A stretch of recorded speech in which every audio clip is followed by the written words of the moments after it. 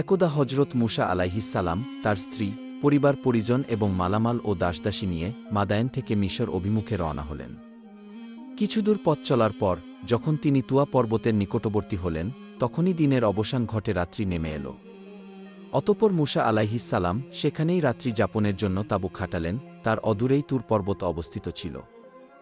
এ সময়ে হজরত মুসা আলাইহিসসালামের স্ত্রী সফুরা অন্তঃসত্ত্বা ছিলেন, আর ঘটনাক্রমে ওই দিনই তার প্রসব বেদনা শুরু হয় এবং সন্ধ্যার পর তিনি একটি পুত্র সন্তান প্রসব করেন। ক্রমে সেই রাত্রিটি তাদের জন্য ভীষণ দুর্যোগপূর্ণ হয়ে উঠল। গাঢ় মেঘে চারদিক অন্ধকার হয়ে এল এবং দেখতে দেখতে প্রবল বৃষ্টি ও ঝড়ো হাওয়া শুরু হল। হিমেল বাতাসে মুসা আলাইহিসসালামের স্ত্রী সফুরা ঠান্ডায় কাঁপতে লাগলেন। এদিকে তাঁবুতে তখনও কোনো আগুনের ব্যবস্থা ছিল না। হজরত মুসা আলাইহিসসালামের সঙ্গে চকমকি পাথর ছিল, যার সাহায্যে তিনি বারবার আগুন জ্বালানোর চেষ্টা করলেন, কিন্তু যতবার চেষ্টা করলেন ততবারই ব্যর্থ হতে হল। রাত গভীর হচ্ছে এবং চারদিকে অন্ধকার ঘনিয়ে এসেছে, বাতাসে শীত তীব্রতর হয়ে উঠেছে। বিবি সফুরা অত্যন্ত ক্লান্ত, নবজাতক সন্তান তার বুকে, এই মুহূর্তে অন্ধকার দূর করা এবং স্ত্রীর শরীরে কিছুটা উত্তাপ পৌঁছে দেওয়ার জন্য আগুন ছিল একান্ত প্রয়োজনীয়। কিন্তু আশেপাশে কোনো লোকালয় ছিল না যেখান থেকে আগুন চেয়ে আনা যাবে। সেই নিঃসঙ্গ দুর্যোগপূর্ণ রাতে মুসা আলাইহিসসালাম দারুণ চিন্তায় মগ্ন হয়ে পড়লেন। ঠিক সেই সময় তিনি চোখ তুলে তাকালেন তুর পর্বতের দিকে। হঠাৎই তিনি দেখতে পেলেন পর্বতের গা ঘেঁষে দূরে কোথাও আগুনের মতো কিছু একটা জ্বলছে। তিনি সঙ্গীদের দিকে ফিরে বললেন, তোমরা এখানেই অপেক্ষা করো। আমি সামনে একটি স্থানে আগুনের চিহ্ন দেখেছি, যাই দেখি সেখান থেকে কিছু আগুন নিয়ে আসা যায় কিনা। যদি আমি সেখান থেকে কিছুটা আগুন নিয়ে আসতে পারি, তবে আমরা সেই আগুনের মাধ্যমে শীত নিবারণ করতে পারব, আর হয়তো সেখানে কাউকে পাব যার কাছ থেকে সঠিক পথের সন্ধান জেনে নেওয়া সম্ভব হবে। এই কথা বলে হজরত মুসা আলাইহিসসালাম সেই রহস্যময় আলোর দিকে ধীরে ধীরে নির্ভয়ে এগিয়ে চললেন। তার দৃষ্টিতে ছিল আগুন, কিন্তু তকদিরে ছিল আলোর চূড়ান্ত উৎস, আল্লাহ রব্বুল আলামিনের পক্ষ থেকে আগত এক মহান আহ্বান। তিনি যখন তুর পর্বতের চূড়ায় উপনীত হলেন, তখন হঠাৎই তার হৃদয় কেঁপে উঠল এক অলৌকিক অনুভবে। আল্লাহ রব্বুল আলামিনের পক্ষ থেকে অদৃশ্য ওহী নেমে এলো তার প্রতি। হে মুসা, আমি তোমার প্রতিপালক, অতএব তুমি তোমার পায়ের জুতা খুলে ফেলো। নিশ্চয়ই তুমি তুয়া নামক এক পবিত্র উপত্যকায় এসে পৌঁছেছ। আমি তোমাকে মনোনীত করেছি, আমি তোমাকে সাধারণ মানুষের মধ্য থেকে বেছে নিয়েছি তোমাকে পয়গম্বর করার জন্য। অতএব এখন তোমার প্রতি যে প্রত্যাদেশ করা হচ্ছে তা মনোযোগ সহকারে শ্রবণ করো। প্রত্যাদেশ এই, আমি আল্লাহ, আমি ছাড়া আর কোনো উপাস্য নেই। সুতরাং তোমরা কেবল আমারই ইবাদত করো এবং আমাকে স্মরণের উদ্দেশ্যে নামাজ কায়েম করো। এই মহান মুহূর্তে হজরত মুসা আলাইহিসসালামের হাতে তার শ্বশুর হজরত শুআইব আলাইহিসসালামের প্রদত্ত একটি লাঠি ছিল। আল্লাহ রব্বুল আলামিন তখন জিজ্ঞাসা করলেন, হে মুসা, তোমার হাতে ওটা কি? হজরত মুসা আলাইহিসসালাম বিনয়ের সঙ্গে জবাব দিলেন, এটা আমার লাঠি, আমি এর উপর ভর দিয়ে চলাফেরা করি এবং এতে করে আমি গাছের পাতা ঝরিয়ে আমার বকরিগুলোকে খেতে দেই। এছাড়াও আমি এই লাঠি দিয়ে আরও অনেক প্রয়োজনীয় কাজ করি। এরপর আল্লাহ রব্বুল আলামিন বললেন, হে মুসা, তোমার লাঠিখানা মাটিতে ফেলে দাও। হজরত মুসা আলাইহিসসালাম আল্লাহর হুকুম পেয়ে লাঠিখানা মাটিতে ফেলে দিলেন। সঙ্গে সঙ্গে সেই লাঠি এক বিশাল অজগর সাপে পরিণত হয়ে গেল। এটা দেখে হজরত মুসা আলাইহিসসালাম ভীত সন্ত্রস্ত হয়ে পড়লেন। তখন আল্লাহ রব্বুল আলামিন বললেন, হে মুসা, তুমি ভয় পেও না, তুমি তোমার লাঠিখানা হাতে তুলে নাও। হজরত মুসা আলাইহিসসালাম আল্লাহর আদেশ অনুযায়ী সেই সাপটিকে ধরার জন্য হাত বাড়ালেন। আর যেই না তিনি সাপের গায়ে হাত বোলালেন, অমনি তা আবার আগের মতোই লাঠিতে রূপান্তরিত হয়ে গেল। এরপর আল্লাহ তাআলা বললেন, হে মুসা, তোমাকে এই একটি মুজিজা দেওয়া হলো, তুমি যখনই এই লাঠিখানা মাটিতে ফেলবে, তখনই তা একটি অজগর সাপে পরিণত হবে। আর যখনই তুমি তা হাতে তুলে নেবে, পুনরায় তা লাঠিতে রূপ নেবে। অতঃপর আল্লাহ রব্বুল আলামিন হজরত মুসা আলাইহিসসালামকে বললেন, হে মুসা, তোমার ডান হাতখানা তোমার বগলের নিচে স্থাপন করো এবং তা বের করো। হজরত মুসা আলাইহিসসালাম তেমনটাই করলেন। অমনি দেখা গেল তার পবিত্র হস্ত মোবারক হতে একটি উজ্জ্বল শুভ্র আলো বিচ্ছুরিত হতে লাগল। আল্লাহ রব্বুল আলামিন আবার বললেন, এখন তুমি তোমার সেই হাতখানা পুনরায় বগলের নিচে স্থাপন করো। তিনি তেমনটাই করলেন। তিনি তার হাতখানা বগলের নিচে যেই মাত্র রাখলেন, সঙ্গে সঙ্গেই সেই আলোর বিচ্ছুরণ নিভে গেল। এরপর আল্লাহ রব্বুল আলামিনের তরফ থেকে তার প্রতি ওহী আসলো, হে মুসা, আমি তোমাকে যে দুটি মুজিজা দান করেছি, এই দুটি নিদর্শনের মাধ্যমে তোমার সব দায়িত্ব পালনে সহায়তা হবে। তোমার সামনে আর কোনো বাধা প্রতিবন্ধকতা টিকে থাকতে পারবে না। তোমার সঙ্গে লাঠি এবং তোমার হাতে নিহিত সেই শুভ্র আলোর জ্যোতি সর্বক্ষেত্রে তোমার শক্তি ও সাহায্যরূপে কাজ করবে। আজ থেকে আমি তোমাকে নবুয়াতের মহান মর্যাদা দান করলাম। অতএব এখন থেকে তুমি নিজেকে আমার প্রেরিত রাসূল হিসেবে পরিচয় দাও এবং আমার সত্য দ্বীন মানুষের মাঝে প্রচার করো। এরপর আল্লাহ বললেন, শোনো, ফেরাউন সীমালঙ্ঘন করেছে, সে নিজেকে খোদা বলে দাবি করেছে, এমনকি আমার অস্তিত্ব পর্যন্ত অস্বীকার করেছে। সে শক্তির জোরে মানুষের দ্বারা নিজের উপাসনা করিয়ে নিচ্ছে। তোমার প্রতি আমার নির্দেশ এই যে, তুমি ফেরাউনের দরবারে গিয়ে আমার সত্য ও সরল দিনের আহ্বান তার সামনে পেশ করো এবং তাকে বোঝাও তার খোদা দাবি অন্যায় এবং অযৌক্তিক। তাকে সংশোধনের জন্য তওবা পাঠ করার এবং সৎ পথে ফিরে আসার জন্য বারবার আহ্বান জানাও। আল্লাহর পক্ষ থেকে এইরূপ প্রত্যাদেশ লাভ করে হজরত মুসা আলাইহিস সালাম বিনয় ভরে আরজ করলেন, হে আমার প্রভু, আমার স্ত্রী সন্তান, পরিজন ও সমস্ত মাল সম্পদ আমার পশ্চাতে রয়ে গেছে, তাদের দেখাশোনার দায়িত্ব কে নেবে? আর আমি তো একা, এই অবস্থায় এত বড় শক্তিশালী সম্রাট ফেরাউনের দরবারে কিভাবে উপস্থিত হব? বিশেষ করে যখন আমি মিশর থেকে বের হয়ে এসেছিলাম, তখন এক কিপ্তিকে অনিচ্ছায় হত্যা করেছিলাম এবং সে ফেরাউনের বাবুর্চি ছিল। এখন যদি তারা আমাকে পেয়ে যায়, তবে তো সঙ্গে সঙ্গেই আমাকে হত্যা করে ফেলবে। এই আশঙ্কায় তার কাছে যাওয়ার সাহস আমার কমে যাচ্ছে। অতএব হে আল্লাহ, আমি তোমার দরবারে প্রার্থনা করছি, আমার ভাই হারুনকে আমার সহযোগী নিযুক্ত করুন, আপনি তাকেও নবুয়াতের মর্যাদা দান করুন। তিনি জ্ঞান বুদ্ধিতে সুদক্ষ এবং বাকশক্তিতেও আমার চেয়ে অধিক পারদর্শী। আর তুমি আমার বক্ষ প্রশস্ত করে দাও, আমার জ্ঞান ও ধৈর্য বৃদ্ধি করো, যাতে আমি তোমার দায়িত্ব যথাযথভাবে পালন করতে পারি। এবং আমার বাকশক্তিতে যে দুর্বলতা রয়েছে তা দূর করে দাও। আল্লাহ রব্বুল আলামিন তার প্রার্থনায় সাড়া দিয়ে বললেন, হে মুসা, তুমি যে সব প্রার্থনা করেছ, আমি তা কবুল করলাম। তোমার ভাই হারুনকে নবুয়াতি দান করা হল। আর তোমার স্ত্রী সন্তান ও মাল সম্পদ নিয়ে চিন্তা করিও না, আমি নিজেই তাদের হেফাজতের ব্যবস্থা করব। হজরত মুসা আলাইহিস সালাম আল্লাহ রব্বুল আলামিনের আদেশ পেয়ে তুর পর্বত হতে অবতরণ করলেন এবং সেখান থেকে মিশরের উদ্দেশ্যে যাত্রা করলেন। মিশরে পৌঁছে তিনি প্রথমে তার পিতামাতা, বোন এবং বড় ভাই হজরত হারুন আলাইহিস সালামের সঙ্গে সাক্ষাৎ করলেন। তিনি হজরত হারুনকে জানালেন, হে আমার ভ্রাতা, আল্লাহ রব্বুল আলামিন আপনাকে নবুয়াতি দান করেছেন এবং আপনাকে আমার সহযোগী রূপে মনোনীত করেছেন। আর আমাদের প্রতি তিনি এই আদেশ দিয়েছেন যে, আমরা যেন অহংকারী ফেরাউনের দরবারে গিয়ে তাকে আল্লাহর পথে আহ্বান করি। অতঃপর দুই ভাই ফেরাউনের দরবারের উদ্দেশ্যে একত্রে রওনা হলেন। ফেরাউনের প্রাসাদের সম্মুখে অনেক খেজুর গাছ ছিল। ফেরাউন সেই গাছগুলোর সঙ্গে বাঘ ও সিংহ বেঁধে রাখত, যাতে কোনো শত্রু তার প্রাসাদে প্রবেশ করতে না পারে। কিন্তু আল্লাহ রব্বুল আলামিনের অনুগ্রহে যখন হজরত মুসা এবং হজরত হারুন আলাইহিস সালাম সেই দরজার কাছে পৌঁছালেন, তখন সেই বাঘ ও সিংহগুলো তাদেরকে আক্রমণ করা তো দূরের কথা, বরং তারা মাথা নিচু করে নবীদের প্রতি সালাম ও অভিবাদন জানাতে লাগল। এরপর দুই ভাই ফেরাউনের প্রাসাদের দরজায় গিয়ে দারোয়ানদের বললেন, আমরা আল্লাহর পক্ষ থেকে প্রেরিত দুইজন রাসূল। তোমাদের বাদশাহ ফেরাউনের নিকট সংবাদ পৌঁছে দাও এবং তাকে বলো সে আমাদের সঙ্গে দেখা করুক, অথবা আমাদেরকে সরাসরি তার কাছে নিয়ে চলো। দারোয়ানরা এই কথা শুনে বলল, তোমাদের দুজনের মস্তিষ্কে বিকৃতি ঘটেছে, নাকি তোমরা পাগল হয়ে গেছ? আমাদের বাদশাহ নিজেই তো একজন খোদা, তোমরা আবার কোন খোদার কাছ থেকে তার কাছে দাওয়াত নিয়ে এসেছ? এখনই এখান থেকে দূর হও। দারোয়ানরা নানা রকম কটূক্তি এবং তাচ্ছিল্য ভরা কথা বলে তাদেরকে বিদায় দিতে চাইল। কিন্তু যখন তারা তাদের চেহারার ভাবগম্ভীর এবং ভীতিকর অবস্থা দেখল, তখন তারা তাদেরকে ফেরাউনের নিকটে নিয়ে যেতে বাধ্য হল। নবীগণ যখন ফেরাউনের দরবারে উপস্থিত হল, ফেরাউন হজরত মুসা আলাইহিস সালামকে লক্ষ্য করে বলল, হে মুসা, আমি কি তোমাকে পুত্রের মতো লালন পালন করিনি? তুমি তো বহু বছর আমার আশ্রয়ে ছিলে, তার প্রতিদানে আমি তোমার পক্ষ থেকে কি পেলাম? তুমি তো আমার বাবুর্চি কাবুনকে হত্যা করে পালিয়ে গিয়েছিলে। তুমি একেবারে অকৃতজ্ঞ লোক।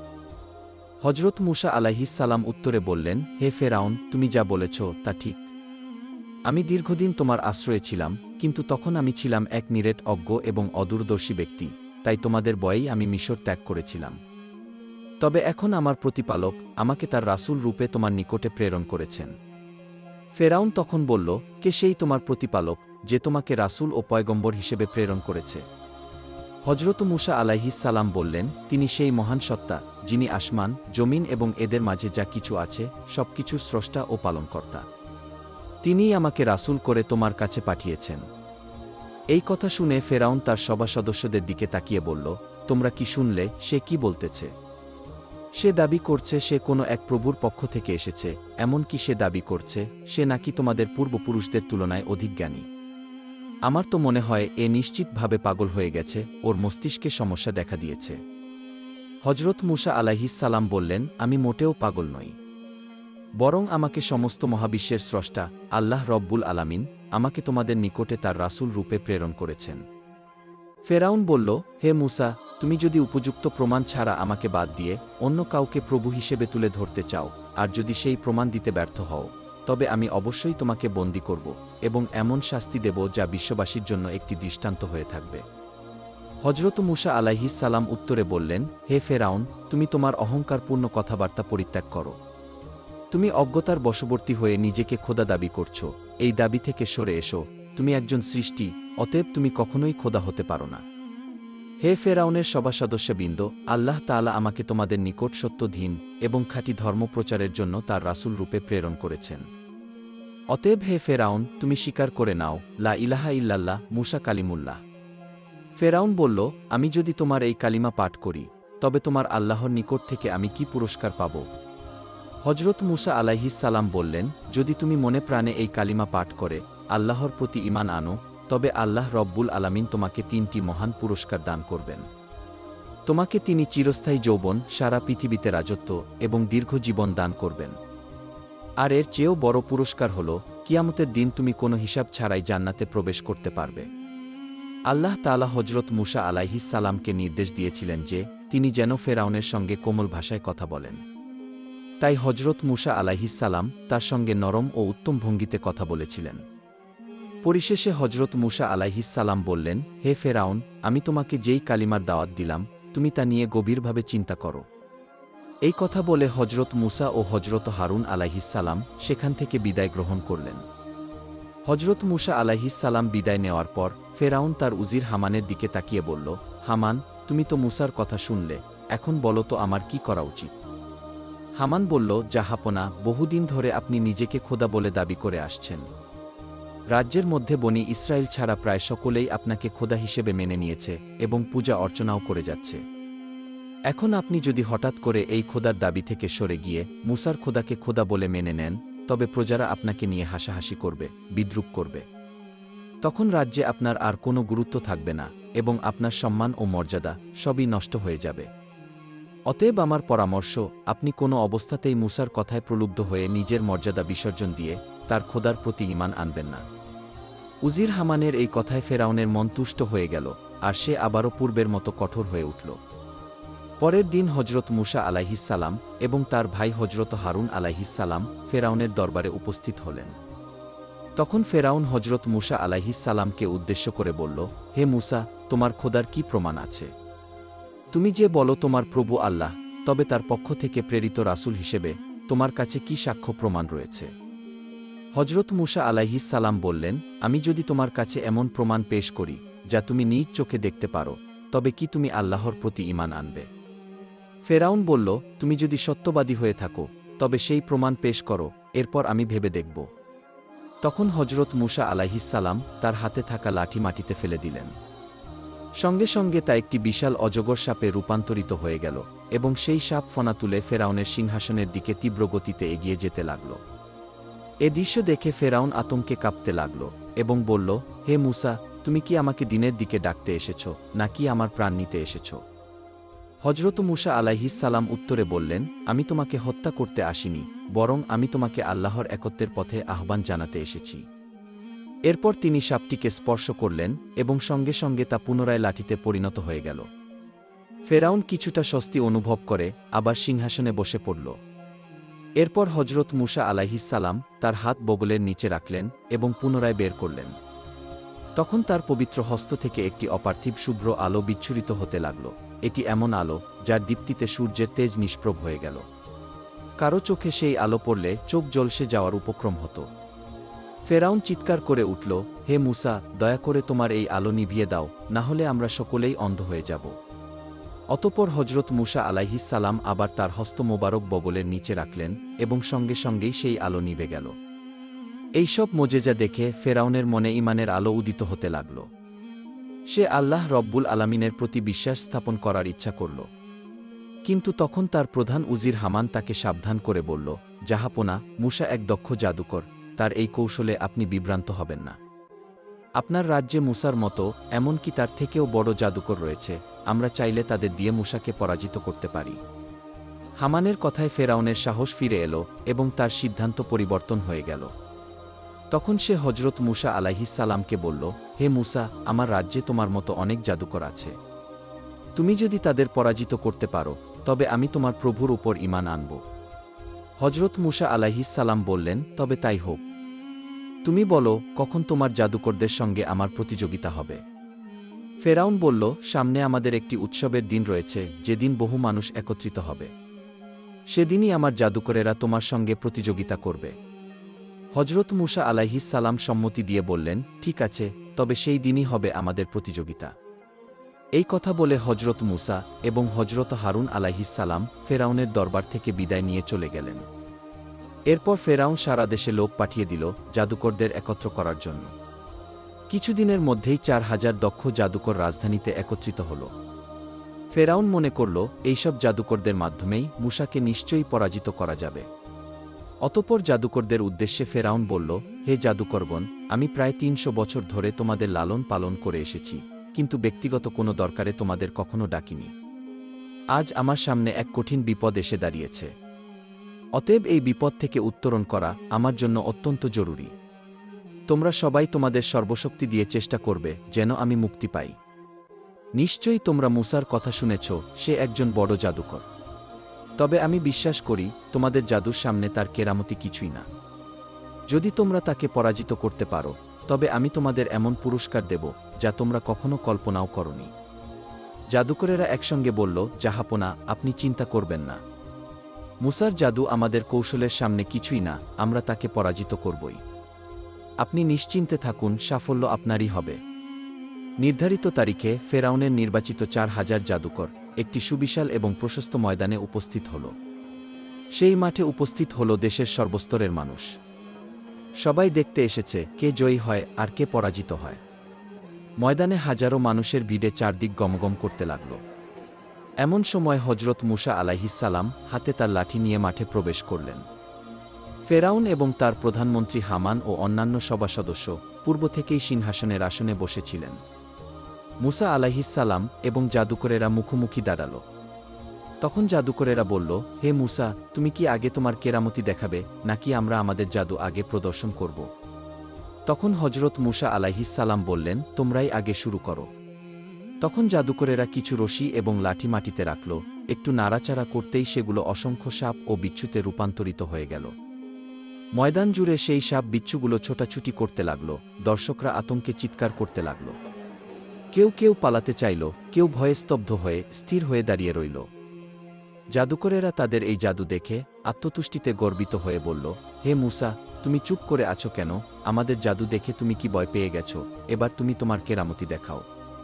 তখন হজরত মূসা আলাইহিস সালাম বিসমিল্লাহ বলে তার লাঠি মাটিতে নিক্ষেপ করলেন।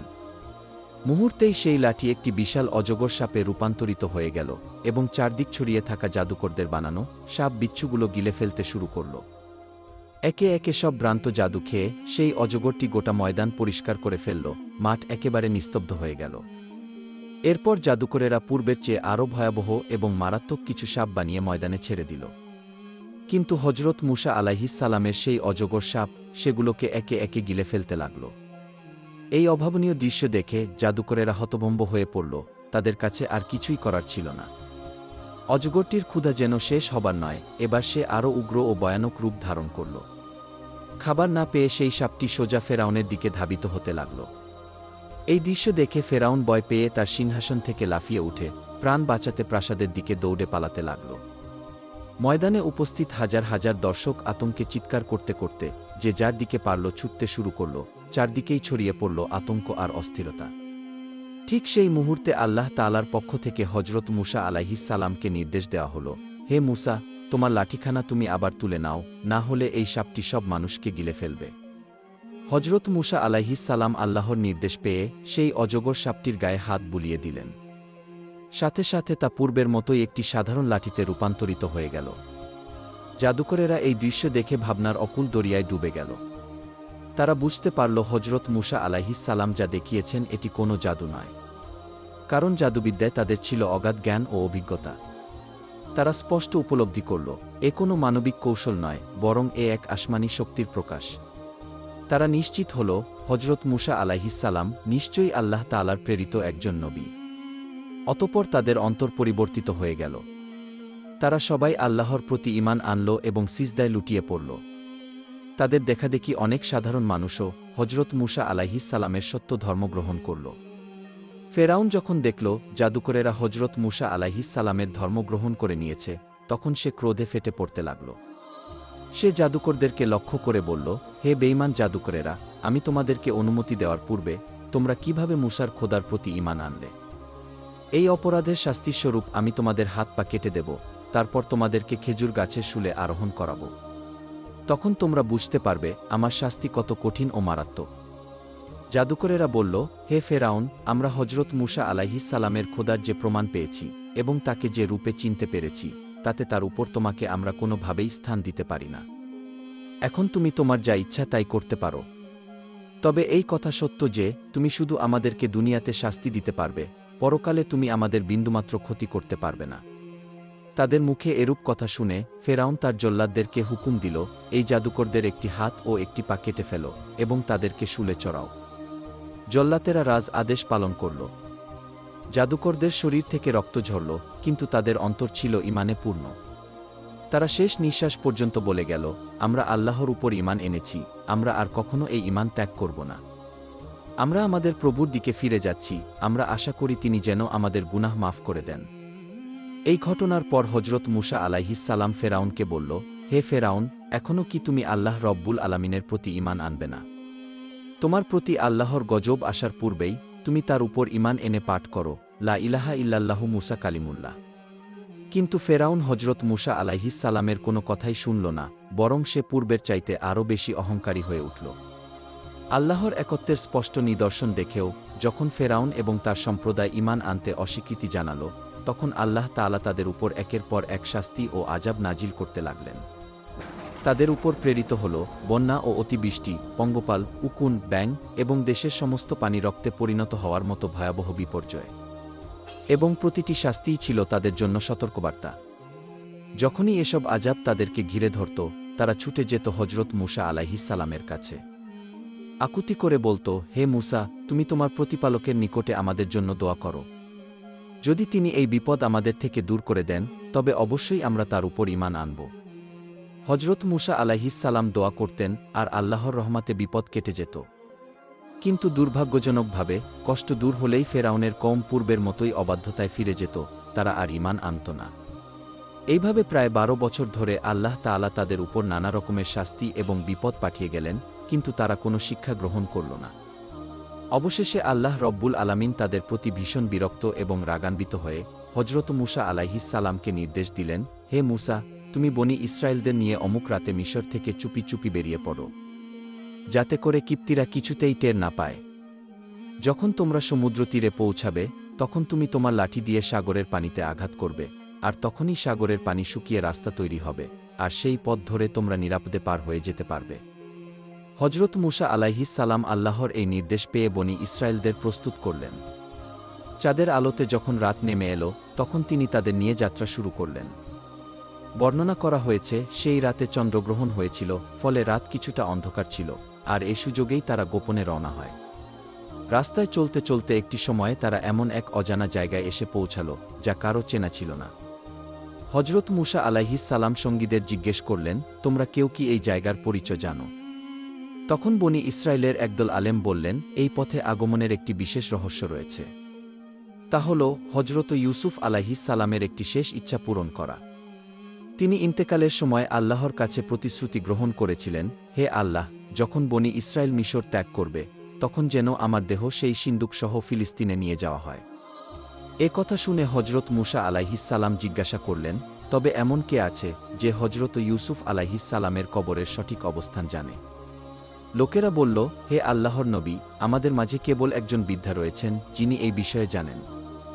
তখন হজরত মুসা আলাইহিসসালাম বৃদ্ধাকে ডেকে বললেন, হে বৃদ্ধা, আমরা তোমার কাছে জানতে চাই হজরত ইউসুফ আলাইহিসসালামের কবর কোথায় রয়েছে। তখন বৃদ্ধা বলল, হে আল্লাহর নবী, আমার সম্পর্কে একটি সিদ্ধান্ত জানানোর পূর্বে আমি হজরত ইউসুফ আলাইহিসসালামের কবর সম্পর্কে আপনাকে অবহিত করব না। হজরত মুসা আলাইহিসসালাম বৃদ্ধার কথা বুঝতে না পেরে জিজ্ঞাসা করলেন, হে বৃদ্ধা, তোমার সম্পর্কে সিদ্ধান্ত বলতে তুমি কি বোঝাতে চাচ্ছ? বৃদ্ধা তখন বললেন, হে আল্লাহর নবী, আমি আপনার সাথে জান্নাতে একত্রে অবস্থান করতে চাই। আপনি যদি আমাকে এই প্রতিশ্রুতি দিতে পারেন, তাহলে আমি আপনাকে হজরত ইউসুফ আলাইহিসসালামের কবর দেখিয়ে দিব। কিন্তু হজরত মুসা আলাইহিসসালাম নিজে থেকেই সিদ্ধান্ত দিতে না পেরে তাই তিনি নিরুপায় হয়ে গেলেন। তখন আল্লাহ রব্বুল আলামিনের পক্ষ থেকে ওহী আসলো, হে মুসা, তুমি বৃদ্ধাকে এই প্রতিশ্রুতি দিতে পারো। আল্লাহ রব্বুল আলামিনের নির্দেশ পেয়ে হজরত মুসা আলাইহিসসালাম বৃদ্ধাকে প্রতিশ্রুতি দিলেন।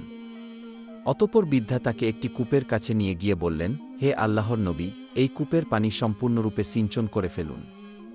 এই কূপের নিচে হজরত ইউসুফ আলাইহিসসালামের কবর মোবারক রয়েছে।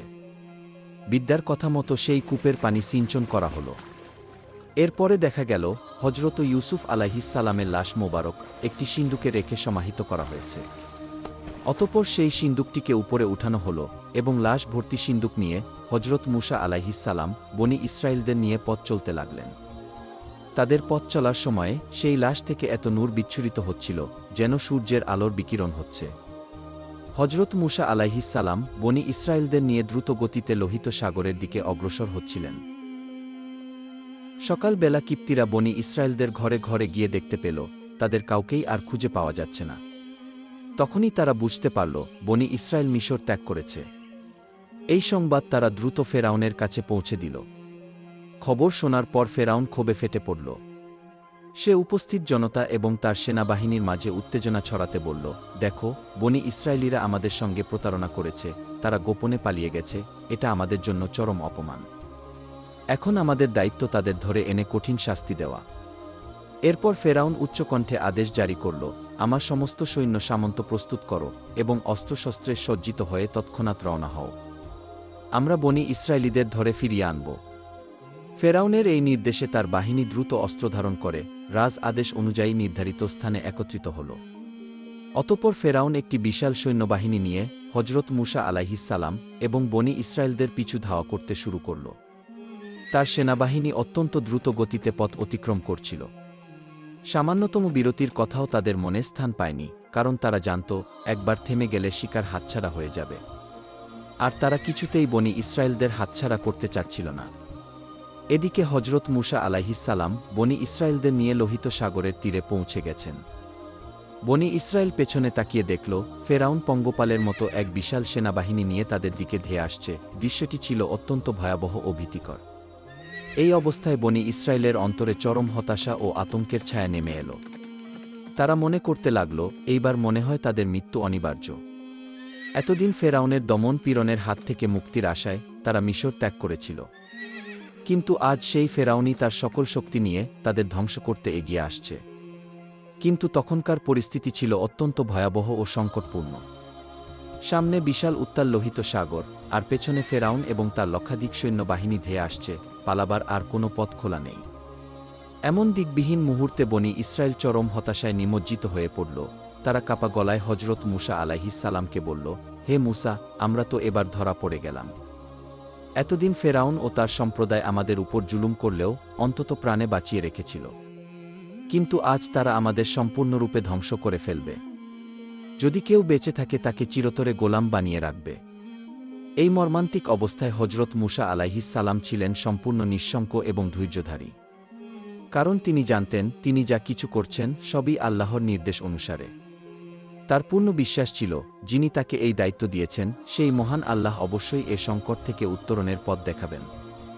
অতএব তিনি দৃঢ়তার সাথে বনি ইসরায়েলদের উদ্দেশ্যে বললেন, হে আমার জাতি, তোমরা ভয় করো না, নিশ্চয়ই আমাদের রব আমাদের সঙ্গে আছেন এবং তিনি আমাদের পথ প্রদর্শন করবেন। মিশর ত্যাগের পূর্বে আল্লাহ তাআলা ওহীর মাধ্যমে হযরত মূসা আলাইহিস সালামকে জানিয়ে দিয়েছিলেন, যখন তুমি সাগরের তীরে পৌঁছাবে, তখন তোমার লাঠি দ্বারা পানিতে আঘাত করবে। তখন তোমাদের জন্য সাগরের মাঝে একটি শুষ্ক পথ সৃষ্টি হয়ে যাবে। কিন্তু উত্তেজনা ও মানবিক অস্থিরতার কারণে হযরত মূসা আলাইহিস সালাম সাময়িকভাবে সেই নির্দেশ ভুলে গিয়েছিলেন। পিছনে ফেরাউন ও তার সৈন্যদের ধাবমান গর্জন, সামনে বিস্তৃত সাগর। এই অবস্থায় বনী ইসরায়েলদের ভয় ও আর্তনাদ আরও তীব্র হয়ে উঠল। তারা যেন মৃত্যু ঘনিয়ে আসতে দেখছিল। এই সময় আল্লাহ তাআলার পক্ষ থেকে পুনরায় ওহী এলো, হে মূসা, তুমি তোমার লাঠি দিয়ে সাগরের উপর আঘাত করো। হযরত মূসা আলাইহিস সালাম আল্লাহর আদেশ পেয়ে তার লাঠি দিয়ে সাগরের পানিতে আঘাত করলেন। সঙ্গে সঙ্গে এক অলৌকিক ঘটনা ঘটল। লোহিত সাগরের পানি দুই দিকে ভাগ হয়ে গেল এবং বনী ইসরায়েলের 12টি গোত্রের জন্য সৃষ্টি হল 12টি পৃথক রাস্তা। পানির দুই ধারে বরফের শক্ত দেয়ালের মতো দাঁড়িয়ে গেল। সেই পথের মাঝখানে আল্লাহ এমন ব্যবস্থাও করলেন যাতে একটি গোত্র আরেক গোত্রকে দেখতে পারে এবং কথাও বলতে পারে। একসাথে তারা দ্রুত গতিতে সাগর পেরিয়ে নিরাপদে অপর তীরে পৌঁছাতে সক্ষম হল। বনী ইসরায়েলেরা দ্রুত গতিতে সেই অলৌকিক সাগরের পথ ধরে অগ্রসর হচ্ছিল। আর ঠিক তখনই ফেরাউন তার সৈন্য সামন্ত নিয়ে লোহিত সাগরের তীরে এসে পৌঁছাল। সেখানে এসে তারা নিজের চোখে সেই অভাবনীয় দৃশ্য প্রত্যক্ষ করল, সাগরের পানির মাঝে বিস্তৃত প্রশস্ত পথ। এই অপার্থিব দৃশ্য দেখে ফেরাউনের সৈন্যরা হতবাক হয়ে গেল। তারা এমন এক অলৌকিক ঘটনা প্রত্যক্ষ করছিল যা মানুষের কল্পনাকেও হার মানায়। এই দৃশ্য কোনো দিন কেউ স্বপ্নেও ভাবতে পারেনি, কিন্তু আজ তা বাস্তবে তাদের সামনে দাঁড়িয়ে। বিস্ময়ে অভিভূত সৈন্যরা নীরব হয়ে দাঁড়িয়ে রইল, কেউ কিছু বলতে পারল না, যেন ভাষাও হারিয়ে গেছে। এই সময় ফেরাউন গভীর চিন্তায় ডুবে গেল। তার মনে সন্দেহ জাগল, এটা কি মূসার কোনো জাদু, নাকি সত্যিই তার প্রভুর মোজেজা? তার মনের মধ্যে দ্বন্দ্ব শুরু হল।